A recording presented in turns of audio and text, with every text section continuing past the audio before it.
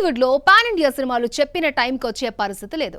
Release date చెప్పాక కూడా post phone అవుతూనే ఉన్నాయి. విశ్వంబర, లెనిన్ రిలీజ్ డేట్స్ విషయంలో చిరంజీవి, నాగార్జున కూడా మాట తప్పారు. కింగ్ ఇదే విషయంపై రీసెంట్లీ రియాక్ట్ అయ్యాడు. నాగ్ ఆవేదనను ఇండస్ట్రీ సీరియస్ గా తీసుకుంటుందా? హాలీవుడ్ సినిమాల నుండి మన హీరోలు నేర్చుకోవాలా? హాలీవుడ్ తో పోటీ పడి సినిమాలు చేయాలన్న తాపత్రయం ఉంటే సరిపోదు. దానికి తగ్గట్లుగా ప్లానింగ్ అండ్ టైం సెన్స్ కూడా ఉండాలి.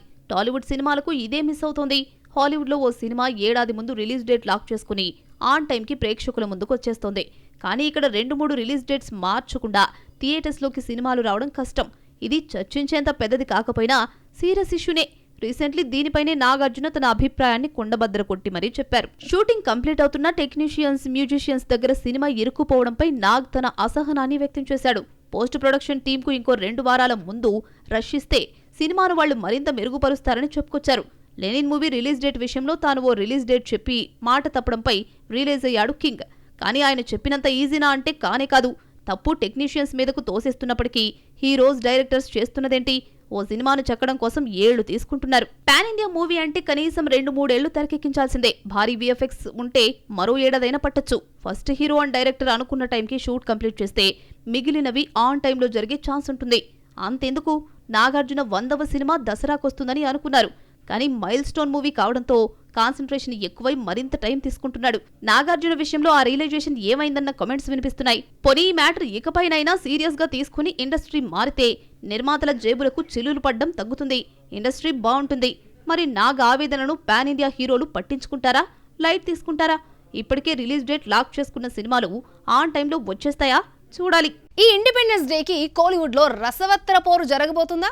సూర్యకు కోలీవుడ్ బాక్స్ ఆఫీస్ దగ్గర నయన్ ప్రత్యర్థిగా మారబోతోందా?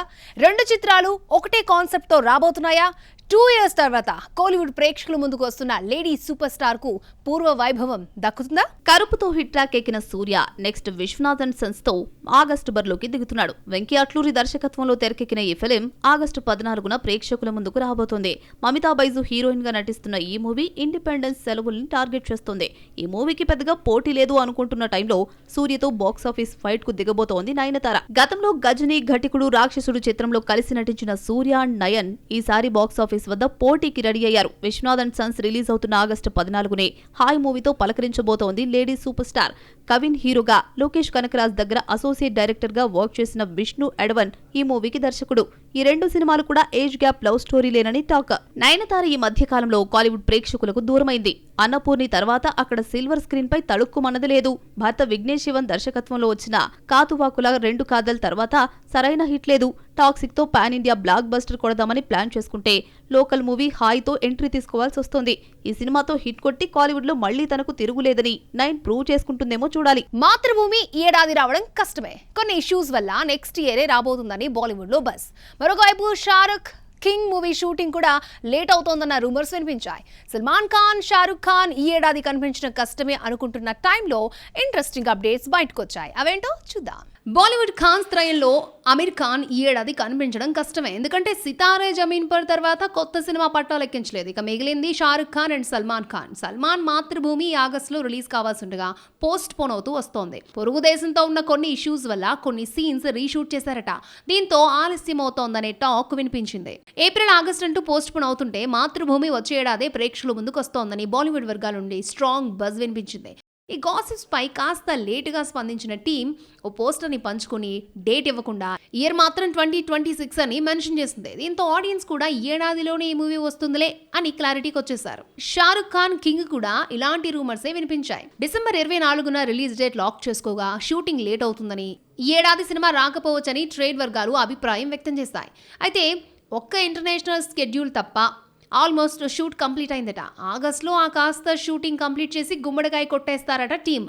డిసెంబర్ 24న ఎట్టి పరిస్థితుల్లో రిలీజ్ చేసేందుకు ప్లాన్ చేస్తున్నాడట కింగ్ ఖాన్. జననాయకంతో యాక్టింగ్ కెరియర్ కు వీడ్కోలు పలకబోతున్నాడు తమిళ సీఎం దళపతి విజయ్.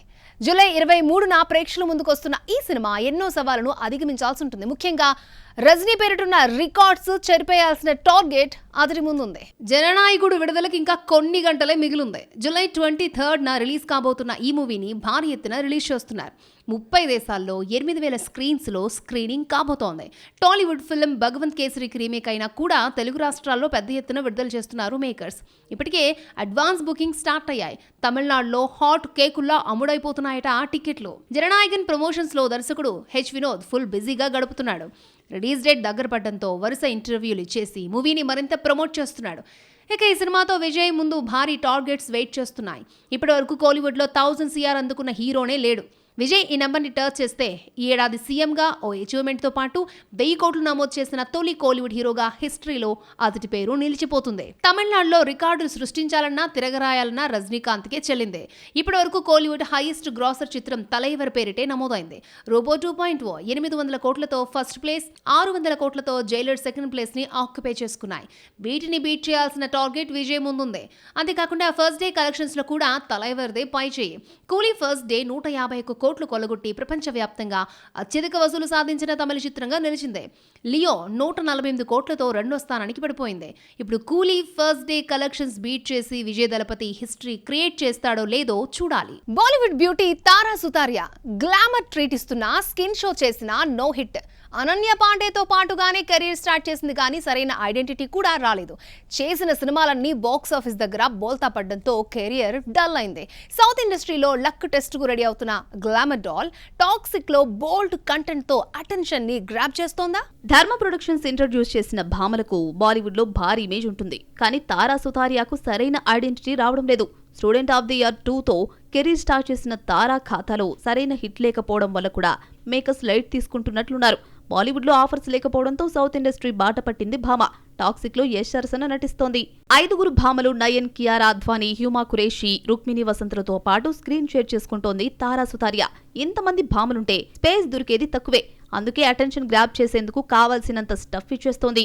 యష్తో రొమాన్స్ పండించేస్తోంది బ్యూటీ. ఇప్పటికే కియారా సాంగే హాట్ అనుకుంటే తారా సాంగ్ అంతకు మించు కనిపిస్తోంది. ఇద్దరి మధ్య కెమిస్ట్రీ పీక్స్ కి చేరుకుంది. సినిమా ఆఫర్స్ లేకపోవడంతో ఆ మధ్య ప్రైవేట్ ఆల్బమ్స్ తో మెరిసిన తారా సుతారియా ఈ ఏడాది ప్రియుడు వీర్ పహారియాకు బ్రేకప్ చెప్పేసింది. ఓ మ్యూజిక్ కాన్సర్ట్ లో తారా సుతారియా, ఏపీ థిల్లాన్ క్లోజ్ గా మెలగడంతో వీరి లవ్ స్టోరీకి బ్రేకులు పడ్డాయి. ప్రస్తుతం టాక్సిక్ మూవీపై కాన్సన్ట్రేట్ చేస్తున్న తారా ఖాతాలో మరో సినిమా లేదు. మరి ఈ సినిమాతో సౌత్ లో క్లిక్ అయి బిజీగా మారుతుందేమో చూడాలి. మరిన్ని ఫిల్మీ అప్డేట్స్ మీకోసం. Imran Hashmi, Shriya cult classic film Awara పన్ నుండి సీక్వెల్ తెరకెక్కుతున్న సంగతి తెలిసిందే. ఆగస్టు 14న రిలీజ్ అవుతోంది Awarapan 2. Disha Patani heroine. Release date దగ్గర పడటంతో ప్రమోషన్స్ స్పీడ్ పెంచింది. తాజాగా ఓ సాంగ్ రిలీజ్ చేశారు మేకర్స్. అర్జిత్ సింగ్ ఆలపించిన ఈ పాట ఆడియన్స్ ను ఆకట్టుకుంటోంది. పంకజ్ త్రిపాఠి, పవన్ మల్హోత్రా కీ రోల్స్ పోషిస్తున్న ఫిలిం ఓ మై డాగ్. ఈ మూవీ నుండి ట్రైలర్ రిలీజ్ అయ్యింది. Oh my god 2 fame Amit Rai ఈ మూవీని తెరకెక్కించాడు. జూలై 31న ప్రేక్షకుల ముందుకు రాబోతోంది ఓ మై డాగ్.